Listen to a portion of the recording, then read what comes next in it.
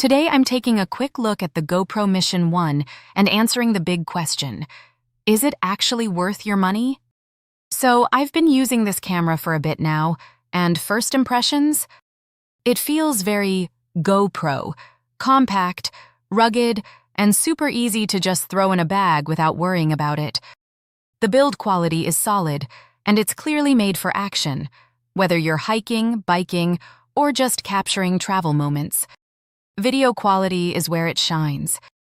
You're getting crisp 4K footage, and the stabilization is honestly impressive for something this small. Even when I was walking and running, the footage stayed smooth and watchable. Low light performance is decent, but not amazing. That's pretty standard for action cameras. Battery life is okay, but if you're shooting all day, you'll want a spare. So, is it worth it? If you want a reliable, easy-to-use action camera with great stabilization, yeah, it's a solid buy. But if you're expecting cinema-level quality, this isn't it.